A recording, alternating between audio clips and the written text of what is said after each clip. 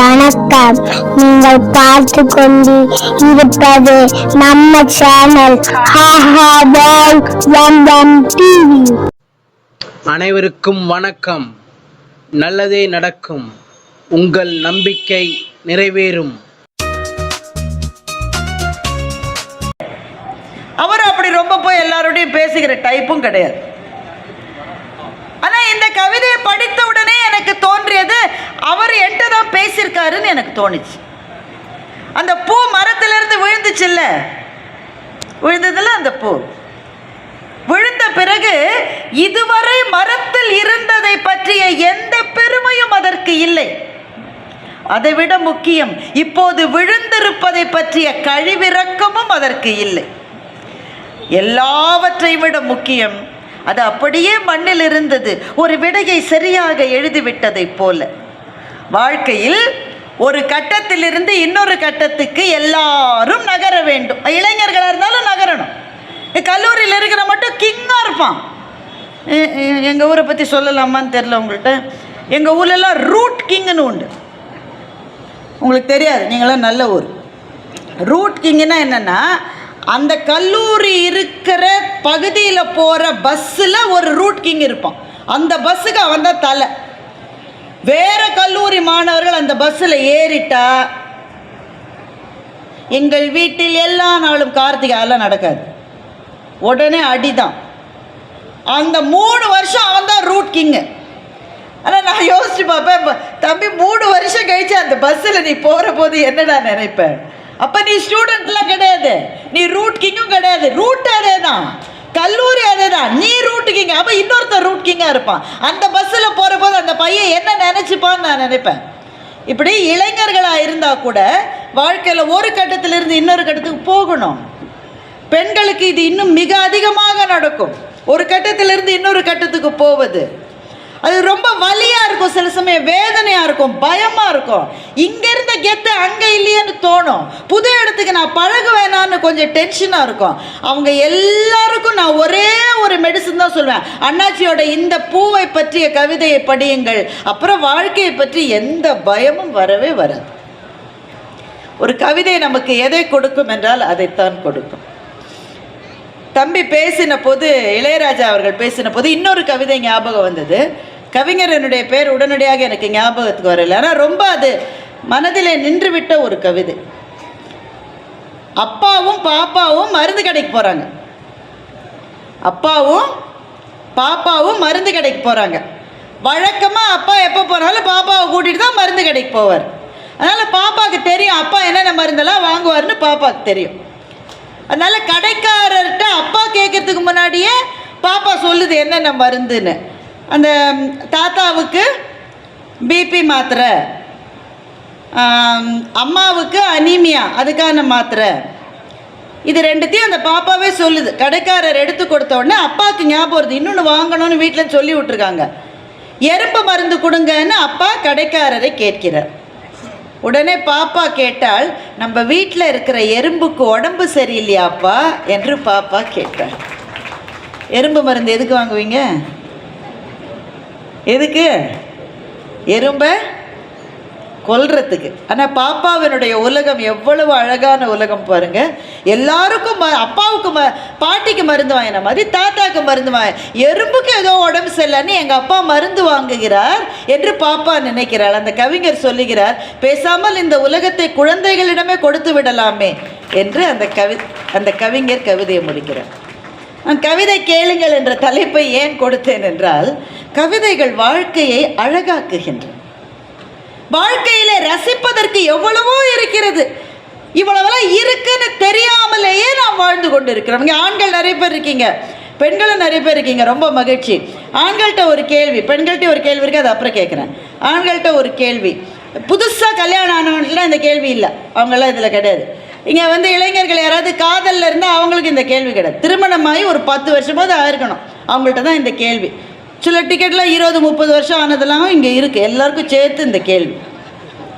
திருமணமான புதுசில் மாமனார் வீட்டுக்கு போயிருப்பீங்க, என்னங்க போயிருக்கீங்க தானே? போயிட்டே இருக்கேன்றாரு தாத்தா. கரெக்ட்.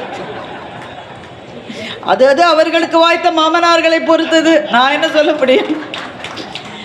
மாமனார் வீட்டுக்கு போயிருப்பீங்க, உடனே அவங்க அப்போ தான் புதுசாக கல்யாணம் ஆன மனைவி தானே, அது வந்து சமையல் கட்டுக்கு அங்கேயும் கூட மாமியார் கூட, ஏய் வீட்டுக்காரருக்கு போய் காஃபி கொடு, வீட்டுக்காரருக்கு போய் இந்த அல்வா வாங்கி வச்சுருப்பீங்க. திருநெல்வேலிக்காரங்களாக இருந்தால் நாங்களாம் வந்தால் தான் வாங்கி கொடுக்க மாட்டேன்றீங்க, அல்வா கூட்டு போய் கொடு. உடனே அந்த பொண்ணு வந்து அவள் வீடு தானே, அதனால் அங்கிட்டும் போயிட்டு வருவாள். போயிட்டு வரும்போது திரும்பி பார்க்க முடியாது. கொஞ்சம் எல்லோரும் கலாட்டா பண்ணுவாங்கல்ல, திரும்பி பார்க்கணுன்னு தான் இருக்கும், ஆனால் கஷ்டப்பட்டு தலையை இப்படி வச்சுக்கிட்டு பார்க்காம இருப்பாங்க. ஆனால் அவள் கையில் அன்றைக்கின்னு நிறைய வளையல் போட்டிருப்பா. அப்போ தானே கல்யாணம் ஆகிருக்க, ஒரு 6 வளையலாவது போட்டிருப்பா கைக்கு. அந்த வளையல்கள் ஒன்றோடு ஒன்று மோதுகிற சத்தம் உங்கள் காதிலே விழுந்த போது இந்த உலகத்தில் இதைவிட இனிமையான கவிதையே கிடையாதுன்னு நினைச்சிங்களா இல்லையா? என்னங்க இவ்வளோ கம்மியாக கைதட்டுறீங்க? இப்போ கல்யாணம் ஆகி 15 வருஷம் ஆச்சு, இப்போவும் அந்த அம்மா 6 வளையல் போட்டிருக்கு. அது சமையல் கருப்பு டப்பாவை எடுத்து கடுகு டப்பா வதக்குது, பாலை இறக்கி வைக்குது, அங்கிட்டு இங்கிட்டும் நடக்குது, கண்ணு நங்கு சத்தம் கேட்குது, காதில் விழுது, உங்களுக்கு விழுது. உடனே ஒருத்தர் சொல்கிறாரு, அந்த அம்மா கத்துற கத்தல இந்த சத்தம் எப்படி என் காதில் விழுன்றார். ஆனால் அது எவ்வளோ பெரிய கவிதை இல்லை அது. அது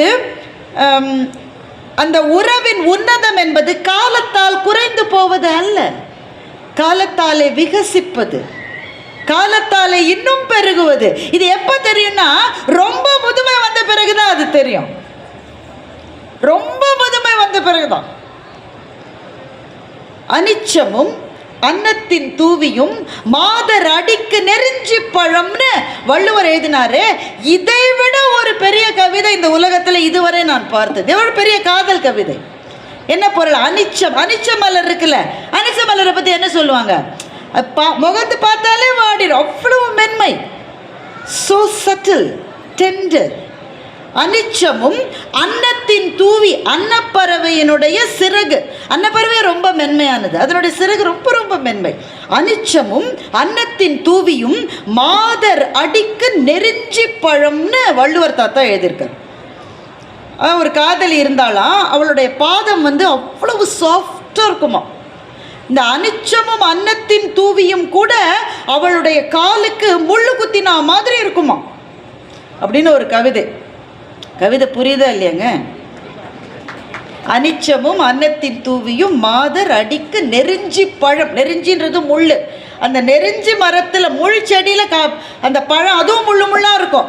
அவள் காலுக்கு அதுவே கடினமாக இருந்ததுன்னா அவள் எவ்வளவு மென்மையானவள். இந்த கவிதையை படிக்கிற போது உங்கள் வயசை பொறுத்து ஒன்று ஏற்றுப்பீங்க, இல்லை ஏற்றுக்க மாட்டீங்க. உங்கெல்லாம் இந்த கல்லூரி வயதில் இளைஞராக இருக்கீங்க, யாராவது ஒரு பொண்ணு காதலிக்கிறா, இல்லை காதலிக்கிற மாதிரி சில விஷயங்கள் இருக்குன்னா இந்த கவிதை ஆமாம் இல்லை ரொம்ப அவளுடைய பாதங்கள். கல்யாணம் ஒரு 10-15 வருஷம், ஆமாம் இதனுடைய காலுக்கு இது வேற யாக்கும் அப்படின்னு தோணும்.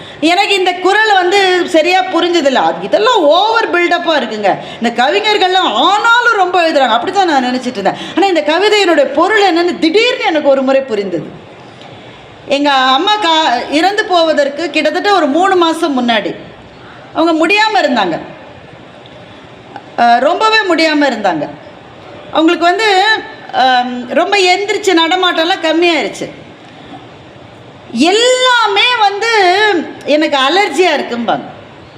ஒரு சாதாரண போர்வையை போத்தினா கூட ஐயோ ரொம்ப அலர்ஜியாக இருக்குது, இதை எடுத்துருமா. ஆனால் வேறு ஒரு போர்வையை போத்தினா அதுவும் எவ்வளவு சாஃப்டாக நீங்கள் எதை போத்தினாலும் ஹார்டாக இருக்குமாங்க. ஐயோ ரொம்ப கடினமாக இருக்குதுன்னு சொல்லுவாங்க. அப்போ ஒரு நாள் வந்து அம்மா பக்கத்தில் நான் தான் இருந்தேன். அப்போ அம்மா சொன்னாங்க வழக்கம் போல், ஐயோ காலெல்லாம் ரொம்ப கடுமையாக இருக்குது, இந்த இப்போ பில்லோவை வேணால் மாற்றுன்னு அம்மா சொன்னாங்க. எனக்கு கொஞ்சம் அம்மா சாஃப்டாக அது அம்மா இருக்குது, இதை விட எப்படிம்மா சாஃப்டாக. எங்கள் அப்பா வந்து உட்காந்தார், நீ போ நான் பார்த்துக்கிறேன்ட்டார்.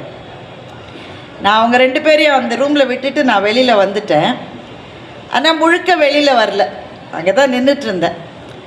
எங்கள் அப்பா வந்து அம்மாவுடைய பக்கத்தில் உட்காந்து அம்மாவனுடைய அந்த 2 பாதங்களையும் தன்னுடைய கையில் எடுத்துக்கிட்டு அவர் ஒரு டவல் மாதிரி ஒன்று போட்டிருந்தார். அதை கொஞ்சம் சுருட்டி அதை அந்த பாதத்துக்கு கீழே எங்கள் அப்பா வச்சார். நான் அதுக்கப்புறம் அங்கே நிற்கலை. அது அவர்களுக்கான பிரத்யேகமான நேரம் அப்படின்னு சொல்லிட்டு நான் வந்துட்டேன். நான் அதுக்கப்புறம் 3 மாதத்துக்குள்ளே எங்கள் அம்மா இறந்துட்டாங்க. எனக்கு அந்த திருக்குறளுக்கு அப்போ தான் எனக்கு அர்த்தம் புரிஞ்சுது. இது இளம் காதலர்களுக்கு சொல்லப்பட்டதல்ல. ரொம்ப முதுமையிலே அந்த 2 உயிர்களும் ஒன்றை ஒன்று பற்றி கொண்டு வாழ்கிறதல்லவா, ஒன்றிலிருந்து ஒன்று விடை பெற்று போய்விடுமோ என்ற தவிப்பின் விளிம்பிலே வாழுகின்ற முதுமை காதலர்களுக்காக எழுதப்பட்டது அந்த குறள் என்பது அப்போதுதான் எனக்கு புரிந்தது. இப்போ அந்த குறளை யோசிச்சு பாருங்க. அனிச்சமும் அன்னத்தின் தூவியும் மாதர் அடிக்கு நெருஞ்சி பழம். எங்கள் அம்மாவுக்கு எவ்வளவு சாஃப்டாக கொடுத்தாலும் அது கஷ்டம் தோணுச்சு. ஆனால் அப்பாவினுடைய கையை பிடிச்சி அவர் அந்த டவலை வச்ச போது எங்கள் அம்மா அப்புறம் கம்ப்ளைண்ட் பண்ணவே இல்லை. அந்த கட்டத்துக்காக எழுதப்பட்ட குறளாக அது ஏன் இருக்கக்கூடாது? அப்படிதான் இருக்கலாம். ஒருவேளை வள்ளுவர் நம்ம நினைச்சதை விட வயசான தம்பதிகளை பார்த்து கூட அந்த கவிதை எழுதியிருக்கலாம் தானே அப்படின்னு நான் நினச்சிக்கிட்டேன். அப்போது 2000 வருஷத்துக்கு முன்னாடி எங்கள் அப்பா அம்மாவுடைய வீட்டில் நடந்தது வள்ளுவருக்கு எப்படி தெரியும் என்றால், கவிதைக்கு இறந்த காலம் என்பதே கிடையாது. அது நித்தியமான நிரந்தரத்துவமான நிகழ்காலத்தில் மாத்திரமே ஜீவித்திருப்பது தான் கவிதை. அப்போ ஏன் கவிதையை படிக்க வேண்டும் என்றால், நம்முடைய அன்றாட வாழ்க்கை நம்மை சுற்றி ரொம்ப கடுமையாக இருக்கு. இன்னும் கடுமையாகி கொண்டே போகிறது. மேலும் மேலும் கடுமையாகி போகிற வாழ்க்கையில் நம்முடைய மனசில் இருக்கிற ரம்யமான விஷயங்களை மீட்டெடுக்க வேண்டும் என்றால் நமக்கு கவிதைகளை தாண்டி வேறு எதுவுமே கிடையாது. இப்போ அண்ணாச்சியினுடைய சில கதைகளை நீங்கள் எடுத்துக்கிட்டா அது கதை தான், ஆனால் அது கதை இல்லை, அது கவிதை தான். அண்ணாச்சியினுடைய ஒரு கதையை வேகமாக சொல்லிடுறேன். அது திருநெல்வேலிக்காரங்களுக்குன்னே அவர் பிரத்யேகமாக எழுதுவார். இந்த கதையினுடைய கதாநாயகி பேர் பகவதி. பகவதியும் அவங்க வீட்டுக்காரர் சின்ன வயசு பொண்ணு தான். அப்போ தான் ஒரு பிள்ளை இருக்குது, ஒரு வயசு 2 வயசு பிள்ளை இருக்குது. பகவதியும் அவர் வீட்டுக்காரரும் இருக்காங்க. பகவதி என்னுடைய தங்க லோகு வந்து ஊர்லேருந்து வந்திருக்கா, அக்காவை பார்க்குறதுக்காக வந்திருக்கா. இப்போ இந்த மச்சினைகள் சின்ன ஒய்ஃபோடைய சிஸ்டர்ஸ் சின்ன பசங்க வந்தாக்க தன்னுடைய அத்தானை வந்து பயங்கர ஹீரோ வர்ஷிப் பண்ணுவாங்க. அதை பல பேர் வந்து கொஞ்சம் விகல்பமாக சித்தரிப்பாங்க. எங்கள் அண்ணாச்சிக்கு அதெல்லாம் செய்யவே தெரியாது. அவருடைய உலகத்தில் எல்லாமே பவித்திரமானது, எல்லாமே புனிதமானது.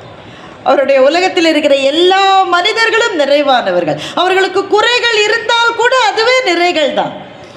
இவர் இந்த பொண்ணு, இந்த ஒய்ஃபோடைய தங்க வந்து சும்மா தன்னோட அத்தானை வந்து வம்புக்கு இழுக்கிறான். அத்தா, எப்போவாவது உங்கள் வீட்டில் கிளி வளர்த்துருக்கீங்களா? இல்லைப்பா அப்படின்ற. பூனை வளர்த்துருக்கீங்களா? இல்லை, வாய்ப்பே இல்லை. ஆனால் நாயாவது வளர்த்துருக்கீங்களா? எதுவுமே சரி அதெல்லாம் விடுங்க, நாங்கள்லாம் வீட்டில் பட்டாம்பூச்சியை பிடிச்சி கொஞ்சம் நேரம் வச்சுருப்போம், அதையாவது செஞ்சுருக்கீங்களா? இவர் யோசிச்சு பார்க்குறாரு. இல்லையே, நான் அதை கூட செஞ்சது இல்லையே.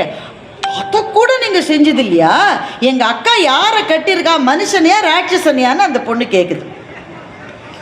அப்போ இவருக்கு வந்து தன்னுடைய மனைவி அதுக்கு என்ன பதில் சொல்ல போகிறான்னு இந்த ஆளுக்கு கேட்கணும்னு ஆசை. அதாவது தன்னுடைய மச்சனிச்சு கேலி பண்ணிட்டா மனைவி அதுக்கு என்ன ரியாக்ஷன் கொடுக்க போகிறான்னு இவருக்கு தெரிஞ்சுக்கணும்னு ஆசை. அவங்க மனைவி, அவங்க தான் பகவதி, சமையல் உள்ளேருந்து அப்போ தான் வெளியில் வர்றா. பெண்கள் ஒரு அறையிலிருந்து இன்னொரு அறைக்கு போகிற போது இன்னும் அழகாக தோன்றுகிறார்கள் அண்ணாச்சி எழுதியிருக்கார். இவர் பார்த்துக்கிட்டே இருக்காரு. அப்போ அந்த தங்க கேட்குற, அக்கா நீ சொல்லு, நீ கட்டியிருக்கிய அவர் என்ன மனுஷனா ராட்சசனா? என்னன்னே சொல்லாமல் திடீர்னு மனுஷனா ராட்சசனா நான் என்னடி சொல்கிறது? மனுஷனாக இருக்கிற நேரத்தில் மனுஷனாக இருக்கணும், ராட்சசனாக இருக்க வேண்டிய நேரத்தில் ராட்சசனாக இருக்கணும்னு பகவதி பதில் சொல்கிறார். அப்புறம் என்ன பஞ்சாயத்துன்னு கேட்குறா. வந்து உட்காந்த உடனே உங்கள் வீட்டுக்காரர் ஒரு கிளியை கூட வளர்த்தது இல்லையா, ஒரு பூனை கூட அவருக்கு தெரியாதா, ஒரு நாயை கூட வளர்த்தது இல்லையா, அவர் என்ன மனுஷனான?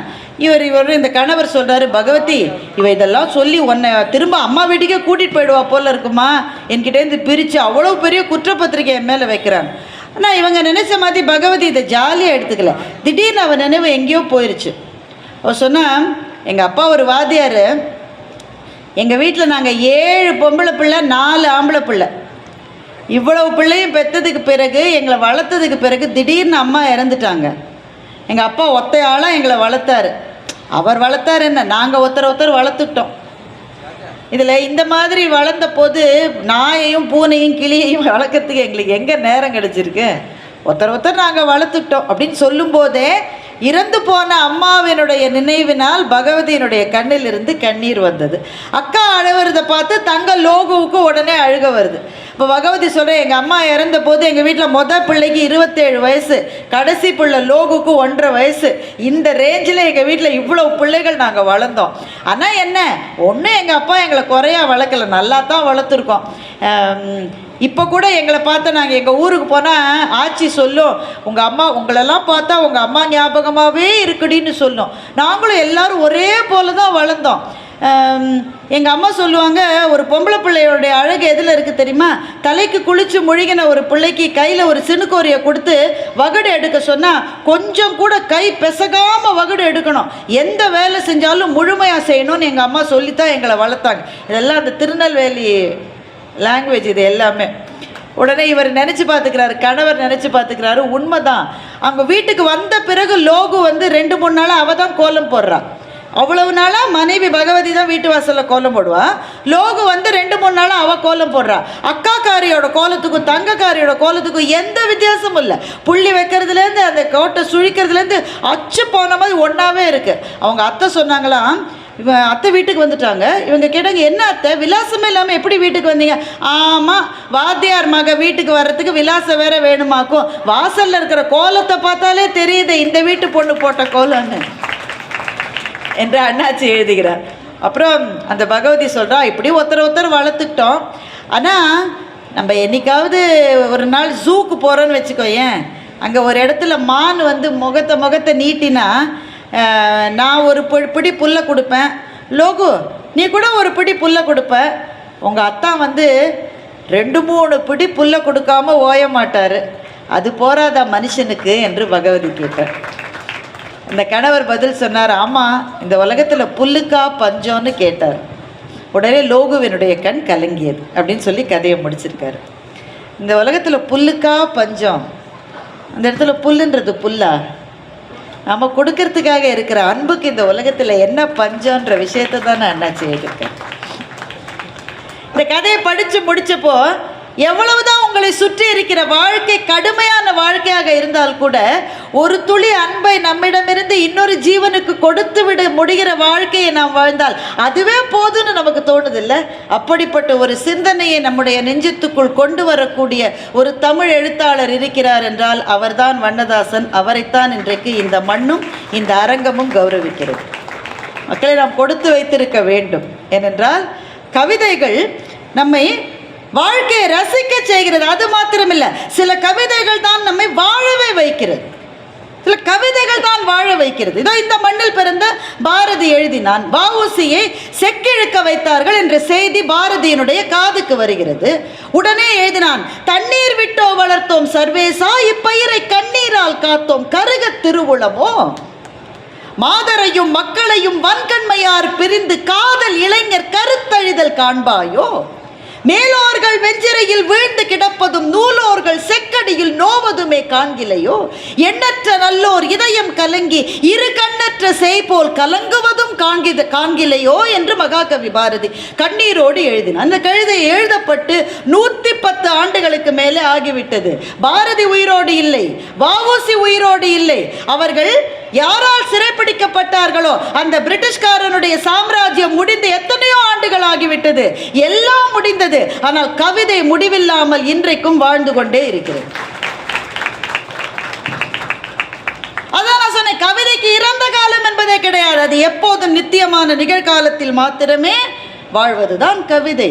இந்த தமிழ்நாட்டு மண்ணிலே கவிஞர்கள் எப்படி வாழ்ந்தார்கள்? எங்கள் பாரதி 39 வயதிலே இறந்து போனார். பாரதியினுடைய கான்டெம்பரரி, அவர் வாழ்ந்த காலத்திலே வாழ்ந்த தாகூர் கிட்டத்தட்ட 90 வயதுக்கு மேலே வாழ்ந்தார். தாகூருக்கு நோபல் பரிசு கிடைத்தது, பாரதிக்கு ஒரு பரிசும் கிடைக்கல. தாகூர் நினைத்தபடி சாந்தி நிகேதனை கட்டமைக்கக்கூடிய வாய்ப்புகளை காலம் தாகூருக்கு கிடைத்தது. பாரதியினுடைய கனவுகள் ஏதாவது நிறைவேறியதா என்று எனக்கு தெரியவில்லை. 1-2 நிறைவேறியிருக்கலாம், பெரும்பாலான கனவுகள் நிறைவேறவில்லை. இந்த தேசம் விடுதலை பெற வேண்டும் என்று அவன் கண்ட அந்த அடிப்படை கனவு நிறைவேறுகிற போது கூட பாரதி உயிரோடு இல்லை. இது எதுவுமே கிடைக்க பெறாமல் 39 வயதில் பாரதி காலமானது யாருக்கு சம்மதம்? கம்பன் கம்பராமாயணத்தை எழுதிய பிறகு சோழ மன்னனுடைய அவையில் சோழனுக்கும் கம்பனுக்கும் ஏதோ பிரச்சனை வந்திருக்கிறது. அது அம்பிகாபதி அமராவதி காதல் என்று சில பேர் சொல்லுகிறார்கள். அதற்கு ஆதாரம் இல்லை. ஒருவேளை அதுவாகவும் இருந்திருக்கலாம், வேற ஏதாவது ஒன்று. சோழனை பார்த்து கம்பன் சொன்னான், மன்னவனும் நீயோ வளநாடும் உனதோ, உன்னை அறிந்தோ தமிழை ஓதினேன் என்று சோழ மன்னனை பார்த்து கேட்டுவிட்டு கம்பன் தன்னுடைய நாட்டை விட்டு வேறு ஒரு நாட்டுக்கு போனான் என்று இங்கே இந்த மண்ணிலே கதை இருக்கிறது. எந்த எழுத்தாளர்? இந்த மண்ணை சேர்ந்த புதுமை பித்தன் தமிழ்நாட்டில் எழுத்தாளராக வாழ முற்படுவது அபாயகரமானது என்றே எழுதிவிட்டு வறுமையிலே மறைந்து போனார் புதுமை பித்தன்.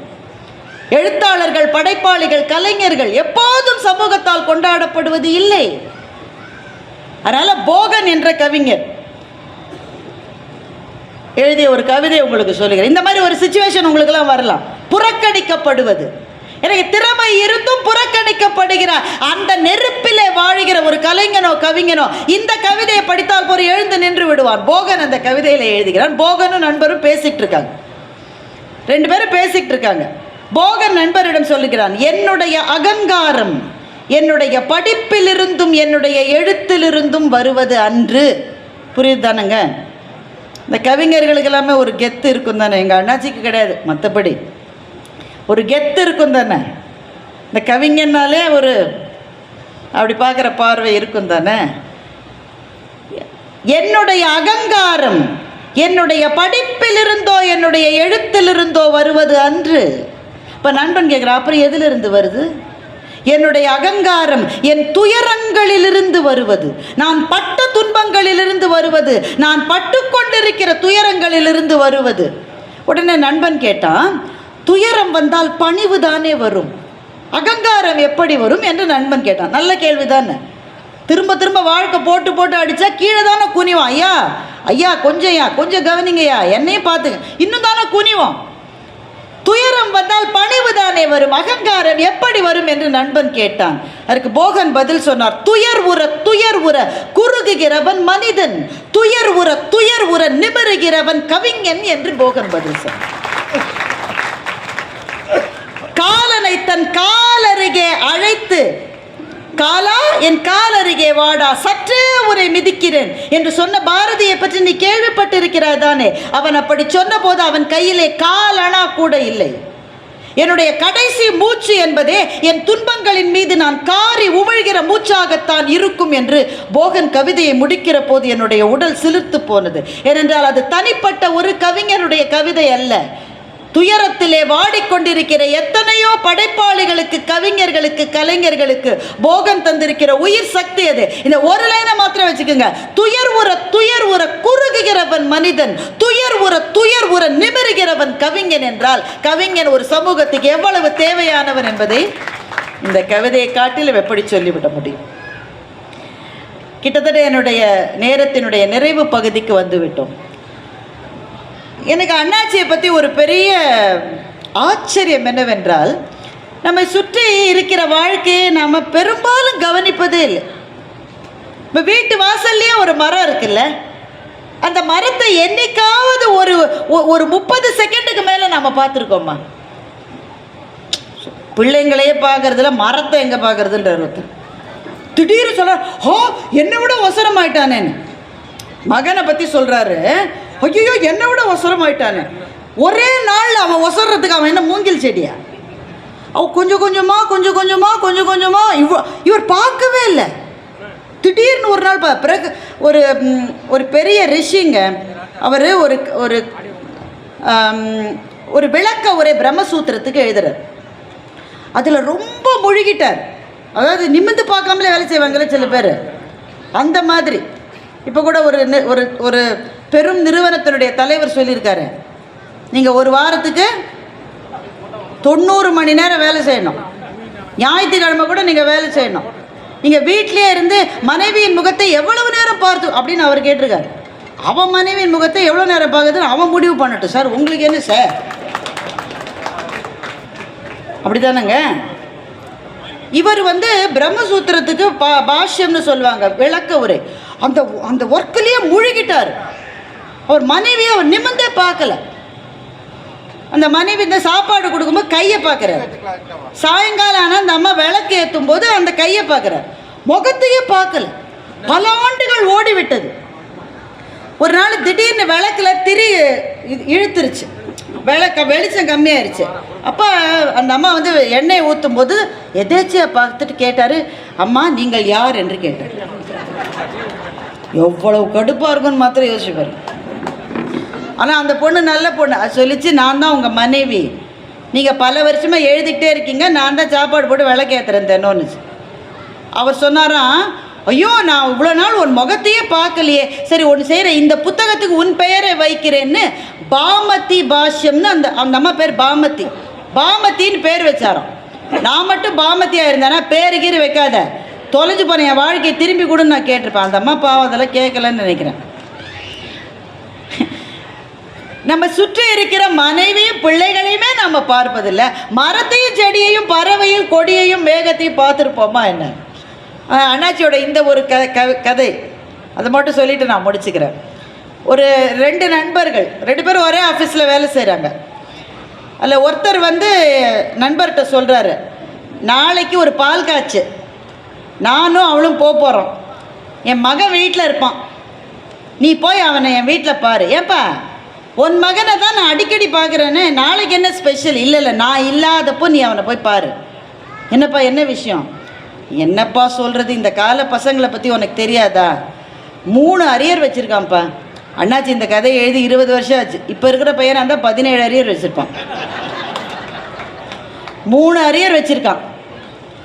எனக்கு அவன்கிட்ட நேரடியாக சொல்ல ஒரு மாதிரி கஷ்டமாக இருக்குது. தோளுக்கு மேலே வளர்ந்த பையன் என்ன ஐடியாவில் இருக்கானே புரியல. பணம் கட்டி கஷ்டப்பட்டு தானே படிக்க வைக்கிறான், 3 அரியர் வச்சுருக்கான். நேராக கேட்க கஷ்டமாக இருக்கு. நீ கொஞ்சம் போய் அவன்கிட்ட நான் இல்லாதப்போ பேசிப்பாரு. இப்போ இவருக்கு கஷ்டமாக இருக்கு. ஐயோ இந்த காலத்து பசங்க நம்ம பேச்சை கேட்பாங்களே, பெத்த பிள்ளையே கேட்கறது இல்லை. இன்னொருத்தரோட பையன் நல்ல வேளை அண்ணாச்சி கதை எழுதின ஆளாச்சு, இப்போ நான் என்ன சொல்லியிருப்பான், உங்களுக்கு என்ன பேர் வச்சுருப்பான்? பூமர் அங்கிள் வந்துட்டாரு. அதனால் இவர் கஷ்டமாக இருக்குது. இருந்தாலும் நண்பர்கிட்ட நோன்னு சொல்லவும் முடியல. வீட்டுக்கு போயிட்டாரு. பையன் இருக்கான். பையன் என்ன பண்ணிட்டு இருக்கான்னா, வாசலில் விழுந்து கிடக்கு நாகலிங்க பூ, மரத்துலேருந்து கொட்டி நாகலிங்க பூ விழுந்துருக்கு. பையன் நாகலிங்க பூவையே பார்த்துட்டு இருக்கான். இவரும் பக்கத்தில் போய் பார்க்குறாரு. வாங்க அங்கிள், இந்த நாகலிங்க பூ மாதிரி ஒரு அழகான பூவை பார்க்கவே முடியாது அங்கிள். மரத்தில் இருக்கும்போது இருக்கிற அழகை விட கீழே விழுந்தப்போ அழகாக இருக்கிற ஒரே பூ நாகலிங்க பூ தான். பாருங்களேன், அது சுற்றி சுற்றி சுற்றி யாரோ பெயிண்ட் பண்ண மாதிரி அதுக்கு எவ்வளோ அழகாக இருக்குது அதனுடைய அந்த இதழ்கள் பாருங்களேன். நாகலிங்க பூ பற்றி ரொம்ப நேரம் பேசிக்கிட்டு இருக்காங்க. இவர் சொல்கிறாரு, நாகலிங்க பூவோட பவள மல்லிப்பூ விழுந்து கிடத்தா அதை விட பார்க்க ரொம்ப அழகாக இருக்கும். அவர் சொல்கிறார், ஆமாம் நீங்கள் சொல்கிறது கரெக்டு தான் அங்கிள், பன்னீர் பூ புஷ்பம் விழுந்தா கூட அதை விட அழகாக இருக்கும். இவர் சொல்கிறாரு, எல்லாத்தையும் விட பெஸ்ட்டு வேப்பம்பூ தான். வேப்பம்பூ சில சமயம் அப்படியே கொட்டி கிடக்கும். சம்மரில் வெயில் காலத்தில் கொட்டி கிடக்கும். அந்த தெருவே மஞ்சளான மாதிரி 1 மணி நேரம் 2 பேரும் பூவை பற்றி பேசுகிறாங்க. அப்புறம் தான் அந்த பையன் சொல்கிறான், உள்ளே வாங்க அங்கிள், வெளியிலே நிற்கிறீங்களே. உள்ளே போகிறாங்க. உள்ளே போனால் அருணா சாய்ராமோட பாடல் ஒலித்து கொண்டிருக்கிறது. அப்போ தான் அருணா சாய்ராம் பாட வந்திருக்காங்க. நான் சொன்னேன் இந்த கதை வந்து 20 வருஷத்துக்கு மேலே. அப்போ தான் அருணா சாய்ராம் பாட வந்திருக்காங்க. இந்த பாடகி பாடுகிற போது அந்த கம்பீரமும் அந்த முகத்தில் இருக்கிற பாவங்களும் பார்த்தா பரவசமாக இருக்குல்ல. அருணா சாய்ராமை பற்றி 2 பேரும் பேசிட்டான். இப்படியே ரொம்ப நேரம் ஆயிடுச்சு. அதுக்கப்புறமா இவருக்கு கடைசினா, ஐயோ எதுக்கோ வந்துட்டு நான் எதையோ பண்ணிகிட்டு இருக்கேனே. அப்புறம் என்ன விஷயம்? அந்த பையன் சொல்கிறான், அங்கிள் எனக்காக நீங்கள் எங்கள் அப்பாட்ட பேசணும். இவருக்கு திக்குங்குது. இப்படி தாண்டா அவங்க அப்பா என்ன சொல்லி அனுப்பிச்சான், அவனுக்காக ஒன்ட்ட பேசி உனக்காக அவன்கிட்ட பேசி என்னடா 2 பேரும் மனசுக்குள்ள. அப்படியா, உங்கள் அப்பாட்ட நீயே பேசலாமே, அவர்கிட்ட சொல்ல எனக்கு கொஞ்சம் சங்கடமாக இருக்கு அங்கிள், நீங்கள் சொல்லுங்கள். என்னப்பா சொல்லணும்? எங்கள் அப்பாட்ட சொல்லுங்கள், 3 அரியர் வச்சுருக்கேன், ஆனால் நான் இந்த தடவை முடிச்சிருவேன்னு எங்கள் அப்பாட்ட சொல்லுங்கள். என்னோடய பொறுப்பை நான் தெரிஞ்சுக்கிட்டேன். உடனே இவர் கேட்குறாரு, இவ்வளோ பொறுப்பு தெரிஞ்ச பையன் முதல்லையே அரியர் இல்லாமல் இருந்திருக்கலாம் தானடா அப்படின்னு கேட்குறாரு. சொன்னா கரெக்டு தான், ஆனால் இந்த நாகலிங்க பூ, பன்னீர் புஷ்பம், வேப்பம்பூ இந்த மாதிரியான விஷயங்களை பார்க்கறதுலையே மனசு போயிடுச்சு. பார்த்தா அதோடு பார்த்து நிறுத்த முடியுமா? கல்லூரியில் சில அழகான பெண்கள் வேறு இருக்காங்க, அவங்களையும் நான் பார்க்க வேண்டியிருக்கேன். அப்புறம் தேவையில்லாத சில நண்பர்களோட பிரிவுகள்லாம் வந்துச்சு, அதிலெல்லாம் மனசை விட்டுட்டேன். ஆனால் இப்போ எனக்கு தெரிஞ்சு போயிடுச்சு, எங்கள் அப்பா கவலைப்படுறாருன்றதும் எனக்கு புரியுது. நீங்கள் கொஞ்சம் சொல்லுங்கள் அங்கிள், நான் பொறுப்பில்லாதவன் இல்லை அங்கிள், கொஞ்சம் திசை திரும்பிட்டேன், நான் இனிமேல் சரியாயிருவேன் அப்படின்ற நம்பிக்கையை எங்கள் அப்பாவுக்கு கொடுங்க அப்படின்னு பையன் சொல்கிறான். அண்ணாச்சிக்கு கண்ணில் கண்ணீர் வந்துருச்சு. அந்த கீழே இருக்கிற நாகலிங்க பூவை பார்க்குறாரு. இதை விட அழகானது இந்த உலகத்தில் ஏதாவது இருக்க முடியுமா? இருக்க முடியும். அந்த பையனோட கண்ணில் ஓரமாக ஒரு கண்ணீர் துளி வந்ததில்ல, அதுதான் எல்லாத்தையும் விட அழகானதுன்னு அவர் நினச்சிக்கிறார். நம்ம பிள்ளைகளை பற்றி நமக்கு சின்ன பயங்கள் இருந்தால் இந்த கதையை படிங்க, பயம்லாம் போயிடும். அண்ணாச்சியனோட வேலை அதுதான். வாழ்க்கையை பற்றி நமக்கு இருக்கிற சந்தேகங்களை, பயங்களை, இந்த வாழ்க்கை ரொம்ப கொடூரமானதோன்னு நமக்கு தோன்றுகிற சில விஷயங்களை நம் மனத்திலிருந்து எடுத்து வெளியே போட யாருடைய எழுத்துக்காவது சக்தி இருக்கிறது என்றால் அது வண்ணதாசன் என்கின்ற கவிஞனுடைய எழுத்துக்கு இருக்கிற சக்தி. ஆனால் அவர் சொல்கிறபடி வாழ்க்கை உண்மையிலேயே அழகானதா? அந்த கேள்வி இருக்குல்ல. உண்மையிலேயே அவர் வடித்து காட்டுகிற மனிதர்கள் மாதிரி எல்லாருமே ரொம்ப நிறைந்தவர்களா? இல்லை, அது கிடையாது. நமக்கு தெரியும். we know life is not fair. இந்த வாழ்க்கை நியதிகளாலும் நீதிகளாலும் கட்டமைக்கப்பட்ட வாழ்க்கை அல்ல. இதில் பொறாமை இருக்கிறது, இதில் காழ்ப்பு இருக்கிறது, இதில் பின்னிலிருந்து முதுகிலே குத்துகிற நம்பிக்கை துரோகங்கள் இருக்கின்றன, நம்மை சுற்றி கயமை இருக்கிறது, எல்லாம் இருக்கு. ஆனால் இதுக்கு நடுவில் தானே சாமி நம்ம வாழ வேண்டியிருக்கு. அப்படி வாழ்கிற போது எதையாவது பிடிச்சிக்கிட்டா தானே எந்திரிச்சு நிற்க முடியும். எதை பிடிச்சிக்கலான்னா அவருடைய கவிதையும் கதைகளையும் பிடித்து கொள்ளலாம். வாழ்க்கையின் மீது நமக்கு நம்பிக்கை வரும். நிறைவாக ஒன்றை சொல்லுகிறேன், எப்படி கவிதை நமக்கு வழிகாட்டும் என்பதற்கு. டைம்ஸ் ஆஃப் இந்தியா நாளிதழில் அடுத்த வாரம் நான் எழுத போகிற திருக்குறள் இதுதான். ரொம்ப சிம்பிளாக ஒன்று சொல்லியிருக்காரு, how to fight your battles என்று வள்ளுவர் சொல்லுகிறார்.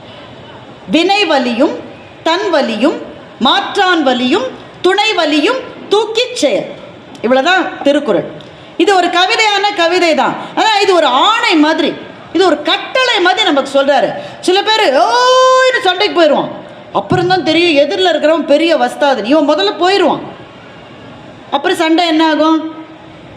ஒரு நிமிஷத்தில் முடிஞ்சு போயிடும், நம்மால் கீழே கிடப்பான். வள்ளுவர் சொல்கிறார், முட்டா பயல, சண்டைக்கு போகிறதுக்கு முன்னாடி சில விஷயம் என்ன யோசிக்கணும் சாமி? முதல்ல நீ போடுற சண்டை எவ்வளோ பெரிய சண்டைன்னு பாரு. ரெண்டாவது, உனக்கு எவ்வளோ தம் இருக்குது, எதிரில் இருக்கிற ஆளுக்கு எவ்வளோ தம் இருக்குன்னு பாரு. அதுக்கப்புறம் கூட நீ சண்டைக்கு போயிடக்கூடாது. உனக்கு நண்பர்கள் இருக்காங்கல்ல, வடிவேலுக்கு பின்னாடி சில பேர் இருப்பாங்களே, பார்த்துருக்கீங்களா? கட்டத்துறைக்கு பின்னாடி 2-3 பேர் இருப்பாங்கல்ல, இந்த கோட்டை தாண்டி நீயும் வரக்கூடாது நானும் வரக்கூடாது அப்படின்ட்டு திரும்பி பார்த்தா ஒரு வயலில் இருக்க மாட்டோம், எல்லோரும் ஓடி இருப்பாங்க.